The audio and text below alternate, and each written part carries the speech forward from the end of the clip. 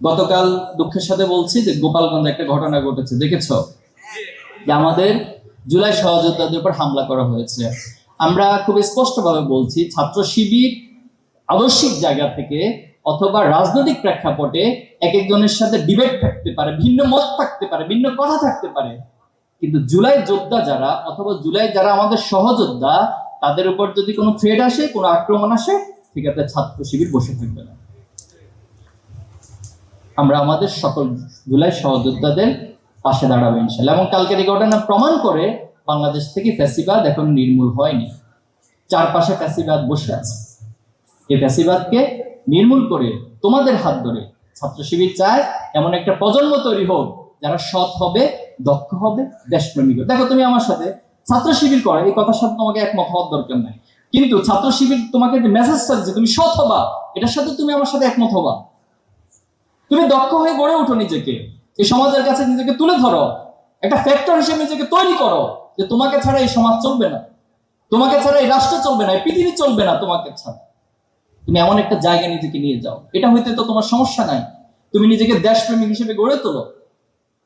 দেশপ্রেমিকের বয়ান আমরা অনেক শুনেছি, অনেক বয়ানে শুনেছি দেশপ্রেমিকের কথা, কিন্তু আলটিমেটলি এই দেশপ্রেমিকের বয়ান তুলে ফেনা তুলে এই দেশের চরম ক্ষতি করেছে বিগত সময়গুলোতে। একটা হচ্ছে এই দেশে সব আছে, সুন্দর একটা বাগান আছে, কিন্তু বাগানের ভালো মালি নেই। এখানে চমৎকার একটা জাহাজ আছে, চমৎকার একটা শিপ আছে, কিন্তু সে শিপ চালানোর মতো ভালো নাবিক নেই। তাহলে সেই নাবিক, সে মালি, এই বিশ্ববিদ্যালয়ে যারা পড়ছে তাদেরকে তৈরি হতে হবে। আমাদের প্রত্যেকটা রিসোর্স, প্রত্যেকটা সম্ভাবনাকে কিভাবে করে কাজে লাগানো যায় এই চিন্তা বিশ্ববিদ্যালয়ে বসে তোমাকে গবেষণা করতে হবে। কুলাউড়া পাহাড়ে যে ইউরেনিয়াম রয়েছে, সেই ইউরেনিয়ামকে কিভাবে তুমি বাংলাদেশের জন্য কাজে লাগাতে পারো, এখান থেকে বসে তোমাকে সেই গবেষণার ক্ষেত্র প্রস্তুত করে দিতে হবে। এটাই আমাদের দাবি সরকারের কাছে। ছাত্র শিবির আজকে তোমাদেরকে প্রোগ্রাম করে এই কথাটা বলবে না যে কালকে থেকে তোমাদেরকে ছাত্র শিবির করতে হবে। আনসাইন্টিফিক। তুমি ডিসিশন নিবা যে ছাত্র শিবির ইনভলভ হওয়ার মধ্যে যদি তোমার কোনো উপকার হয় তাহলে তুমি হও, আর যদি মনে করো যে না, কোনো উপকার আমার নাই, তাহলে কোনো সমস্যা নেই, তোমার ছাত্র শিবিরের সাথে কোনো সম্পর্কই রাখার প্রয়োজন নেই। তাহলে ছাত্র রাজনীতি হবে শিক্ষা বান্ধব, ছাত্র রাজনীতি হবে মানুষ তৈরির কারখানা, ছাত্র রাজনীতি হবে ছাত্রদের অধিকার আদায়ের জন্য, ছাত্র রাজনীতি হবে শিক্ষা ব্যবস্থার গুণগত পরিবর্তনের জন্য, ছাত্র রাজনীতি হবে আলটিমেটলি ভবিষ্যতে এই জাতিকে নেতৃত্ব দেওয়ার জন্য। আমাদের এই জাতির হিউজ সম্ভাবনা, মানে এত সম্ভাবনা যেটা পৃথিবীর অপর দেশগুলোর অনেক অনেক পিছিয়ে আছে। আমাদের এখানে হিউজ ম্যান পাওয়ার রয়েছে, হিউম্যান রিসোর্স রয়েছে। একটা হিউম্যান রিসোর্স দিয়ে পৃথিবীকে বদলে দেওয়া যায়।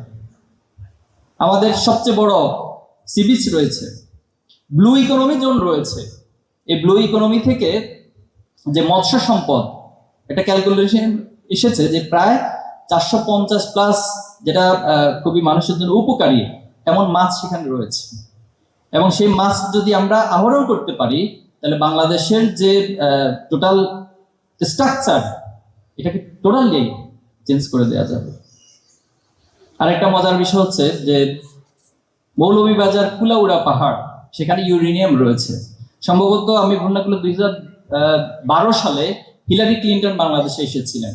হিলারি ক্লিন্টন বাংলাদেশে এসে তিনি বলেছিলেন যে আমাদের কাছে সেন্ট মার্টিন এবং কুলাউড়া বা মৌলভীবাজারটা খুব গুরুত্বপূর্ণ। এই দুইটা প্লেসের নাম তিনি উল্লেখ করেছিলেন। তাহলে দেখো, আমার দেশের যারা রাজনীতি করছে, আমার দেশের যারা রাষ্ট্রকে পরিচালনা করছেন, তাদের মুখ থেকে কোনোদিন আমরা কুলাউড়া পাহাড়ের নাম শুনি না। কারণ তাদের তো ওই চিন্তাই নাই। তাদের চিন্তা হচ্ছে কিভাবে এখান থেকে টাকা ট্রান্সফার করবে, কিভাবে করে মানুষকে ধোঁকা দিয়ে, মানুষকে ভুলভাল রাজনীতি করিয়ে তার ক্ষমতার চেয়ার শক্ত করবে এবং সেটাকে ব্যবহার করে সে মানুষকে গোলামের মতো কাজে লাগিয়ে সে সম্পদের পাহাড় গড়বে। এই রাজনীতি হয়েছে এতদিন। তাহলে এই রাজনীতিতে অবসান হওয়া দরকার। আমরা সংসদ সদস্য দেখে দেখতাম, মানুষের এত কষ্ট অর্জিত টাকা, আমার দেশের খেটে খারাপ মানুষগুলোর টাকা দিয়ে সংসদ চলে, সেখানে গিয়ে তারা গান গায়, গান করেন, উৎসব করেন, হাসি তামাশা করেন। এরপরে এমন ব্যক্তিরা এমপি হন, তাকে স্ক্রিপ্ট লিখে দেয়, ওই স্ক্রিপ্ট লিখে পড়তে পড়তে তার মাইক এবং দাঁত সব ভেঙে অস্থির হয়ে যায়। এমন ব্যক্তিরা এতদিন আমাদের এমপি ছিল, নেতৃত্ব দিয়েছেন সমাজ। এই জাতির উন্নতি হবে কিভাবে? তাহলে আমাদের এখানে সব রয়েছে। আমাদের এই যে বুড়িগঙ্গা, যদি তোমরা কখনো লন্ডন যাও তাহলে দেখবা, অথবা মালয়েশিয়া, এরকম হিউজ মানে মানে পর্যটন কেন্দ্রগুলো রয়েছে, নদীকে কেন্দ্র করে তৈরি করা হয়েছে। কোনো প্ল্যান আছে আমার বুড়িগঙ্গা নিয়ে? বুড়িগঙ্গা গেলে তুমি একদিন যাওয়ার পর দ্বিতীয় দিন আর যাবা না। এখন অবশ্য বর্ষাকাল, পানি ঠিক আছে, কিন্তু শীতকালে এখানে যাওয়ার পর সেকেন্ড টাইম আর কেউ যেতে চাইবে না। অথচ এখানে নেতারা কোনোদিন এগুলো নিয়ে চিন্তা করে না। কিভাবে চিন্তা হবে যে আশপাশের দোকানগুলো দখল করবে, কিভাবে হচ্ছে বুড়িগঙ্গার রেস্টুরেন্ট গুলো চাঁদাবাজি করবে, সব সময় এই চিন্তা নিয়ে পড়ে থাকে। আমি সরি, তোমরা আমার ছোট ভাই, এই কথাগুলো বলছি এজন্য যে সচেতনতার জন্য। আমাদের গ্যাপটা কোথায় হচ্ছে আসলে?